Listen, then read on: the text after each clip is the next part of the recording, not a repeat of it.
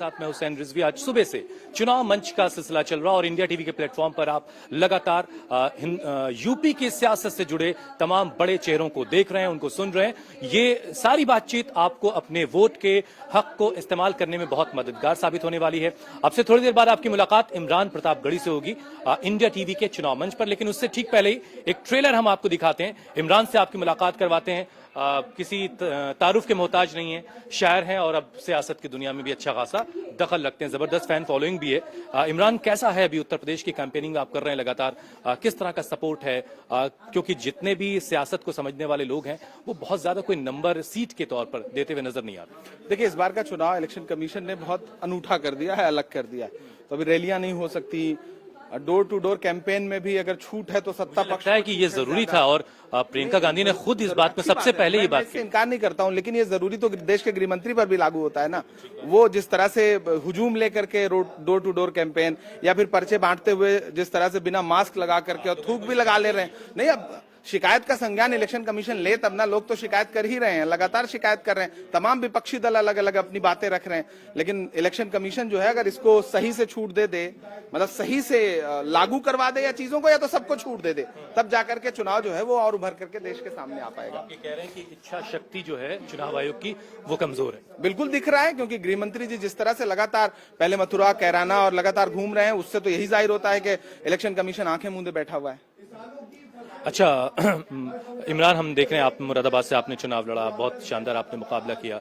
अब आपको अल्पसंख्यक जो डिपार्टमेंट उसकी जिम्मेदारी बाकायदा दी गई है, लेकिन जब आप आए थे कांग्रेस में तो एक आपका वीडियो बहुत ज्यादा वायरल करके कांग्रेस के लोग ही इस फैसले पर क्वेश्चन कर रहे थे।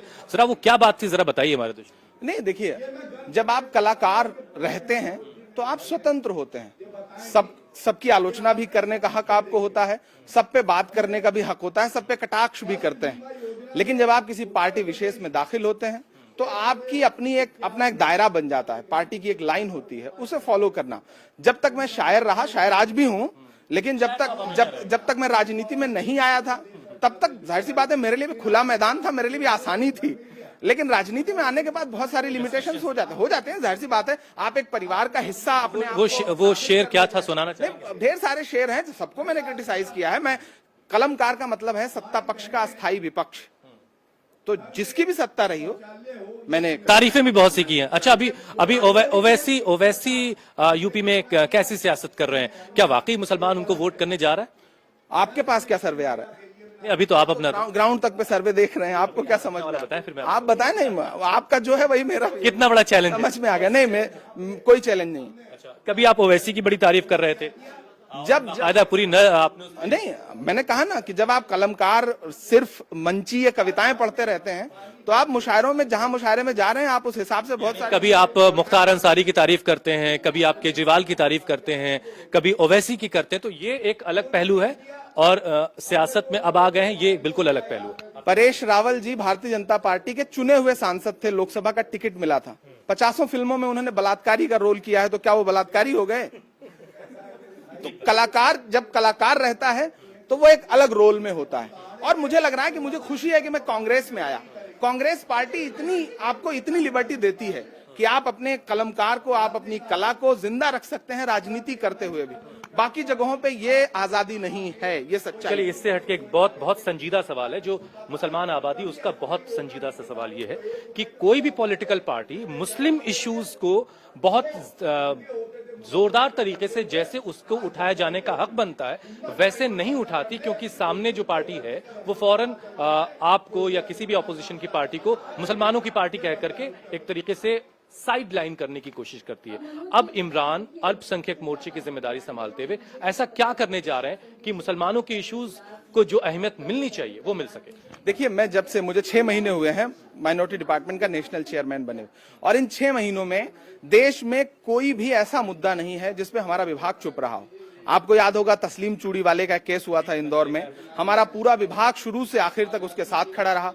एफआईआर कराने से लेकर के जिन लोगों ने पिटाई की थी, और उसके बाद उसके ऊपर जब एफआईआर जबरदस्ती किया गया तो उसको जमानत कराने से लेकर घर पहुंचाने तक हमारे विभाग ने साथ दिया। असम में इसी तरह आपको एक वीडियो याद होगा कि मैनुल हक को जब मार करके एक फोटो जर्नलिस्ट उसकी बॉडी पे कूद रहा था, उसकी लाश पे, हमारा विभाग पूरे साथियों के साथ वहां पहुंचा, हमने कानूनी मदद की, हमने आर्थिक मदद की, हमारा विभाग लगातार खड़ा है। जिन मुद्दों पर इससे पहले मुस्लिम नेता बचते थे, नहीं बोलते थे, हम कोशिश कर रहे हैं कि हम उन मुद्दों पर भी सलीके से अपनी बात रखें। वसीम साहब का एक शेर है, कौन सी बात कहां कैसे कही जाती है, ये सलीका हो तो हर बात सुनी जाती है। मैं सलीके से अपनी बात रख रहा हूं। मैं हिंदी साहित्य से, मेरा पोस्ट ग्रेजुएशन है, मैं परास्नातक हूं हिंदी साहित्य से, तो मुझे पता है कि हम कैसे अपनी बात रखें। तो मैं सलीके से अपनी बात रख रहा हूं और जहां हमारी सरकारें हैं वहां भी अपनी बात रख रहा हूं और वहां हमारी बात सुनी भी जा रही है। भविष्य में बाकी जगहों पे हमारी सरकारें आएंगी तो हम और मजबूती के साथ अल्पसंख्यकों को भी, बहुसंख्यकों को भी जोड़ करके एक पुल बनने का काम करेंगे, जो करने के लिए मैं राजनीति में आया।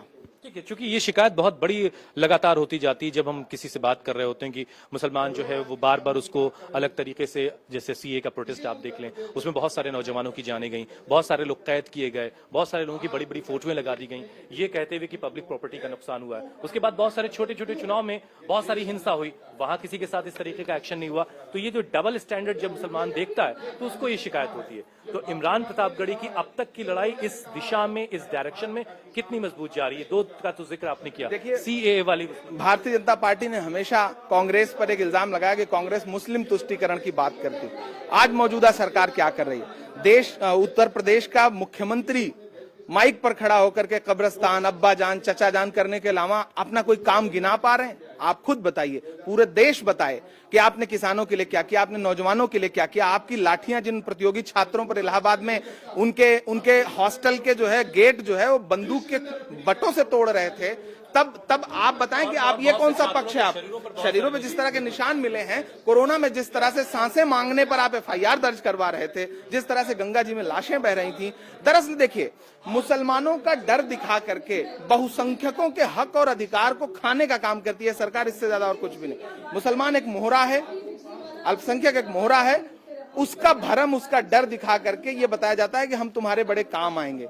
लेकिन इन 5 सालों में बहुसंख्यक समाज भी समझ गया, वो समझ गया कि उसका हक, उसका आरक्षण, उसके अधिकार की बातें, वरना 3-3 मंत्री एक जैसी भाषा में आएंगे घर कई जद में, यहाँ पे सिर्फ हमारा मकान थोड़ी है। तो जाहिर सी बात है। लेकिन इमरान, कांग्रेस की कोई जो मजबूत करने की प्रियंका गांधी कोशिश कर रही है, आप सब लोग कर रहे हैं, राहुल कर रहे हैं, उसमें खासतौर से यूपी के सियासत में देख रहे हैं, आरपीएन सिंह को ही आप सिर्फ न लो, इससे पहले इमरान मसूद चले गए और इस तरह से बहुत सारे नाम हैं।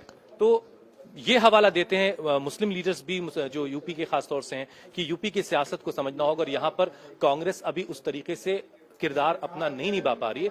तो ये जो मजबूती और कमजोरी वाली बातें हैं कि इस बार का चुनाव ऐसा लोग मान रहे हैं कि समाजवादी पार्टी वर्सेस बीजेपी होने जा रहा है और इसमें कुछ सीटें किसी और को मिले, तो कांग्रेस अपना पुराना वजूद कैसे हासिल करेगी? इसके लिए क्या गेम प्लान है आप लोगों? देखिए, हम पिछले 30 साल से यहाँ सत्ता में नहीं है, तो जाहिर सी बात है कि हमारा संगठन कमजोर हो चुका था।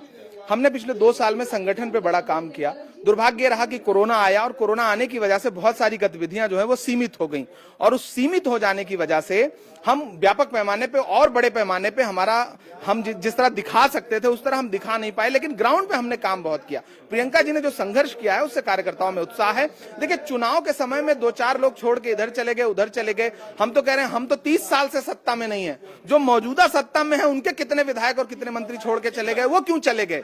सवाल अगर हम पे खड़ा किया जाए तो सत्ता पक्ष से पूछिए कि उनके लोग क्यों भाग जा रहे हैं। उनके भाई उत्तराखंड में देख लीजिए, मौजूदा 2 कैबिनेट मंत्री और कद्दावर नेता छोड़ करके कांग्रेस में चले आए। यूपी में देख लीजिए कि स्वामी प्रसाद मौर्य और बाकी लोग, दारा सिंह चौहान हो गए, धर्म सिंह सैनी हो गए। विधायकों की तो लिस्ट बहुत लंबी है, गिनाते गिनाते थक जाएंगे। तो जो हमें छोड़ के हम एक बड़ी वैचारिक लड़ाई लड़ रहे हैं, कांग्रेस एक बड़ी लड़ाई लड़ रही है। धीरे धीरे लोग डटे रहेंगे, नए लोगों, अच्छा जो जा रहे हैं, मैं तो एक बात ये भी कहता हूं, जो जा रहे हैं वो कम से कम युवाओं को मौका देकर के जा रहे हैं। हम ऐसे ऐसे युवाओं को इस बार चुनाव मैदान में उतार रहे हैं। अभी इस बुते कमसिन का कद 6-7 फुट का है, तो मुमकिन है जवानी में कुतुब मीनार हो जाए। तो मुझे यकीन है कि जो नई पौध हम आज लगा रहे हैं वो आगे चल करके वो फल देगी और वो कांग्रेस संगठन को मजबूत करेगी और वो छोड़ के भागेगी नहीं, क्योंकि वो महत्वाकांक्षा की पराकाष्ठा लिए हुए नहीं बैठी। आरपीएन सिंह जी गए, पूरे देश ने सवाल उठाया कि शायद उनके टिकट ना हुए हों या फिर उनको उपेक्षा हुई हो। आरपीएन सिंह का जाना आम कार्यकर्ता का जाना नहीं है, उनके मर्जी के हिसाब से उनके जिले में टिकट होते थे। जिस जगह सरकार थी उस जगह के प्रभारी थे वो, तो उनको वो सब कुछ हासिल था जो ताकत में रहने वाले व्यक्ति को हासिल होना चाहिए। अगर वो छोड़ के चले गए तो वो तो सिर्फ और सिर्फ महत्वाकांक्षा है ना। अब एक आखिरी बात, बीजेपी ने 300 प्लस का नारा दे रखा है, कांग्रेस का नारा क्या? नहीं, हम देखिए, हम बहुत सर्वे पे न तो विश्वास रखते हैं न बड़बोलापन दिखाते हैं। हम उत्तर प्रदेश की राजनीति में बस एक बात कह रहे हैं। मैं शायर हूं, मैं बड़े सलीके से एक बात कह रहा हूं। मैं सिर्फ इतना कह रहा हूं कि उत्तर प्रदेश में कोई भी सरकार बिना हमारे नहीं बनेगी। बहुत बहुत शुक्रिया और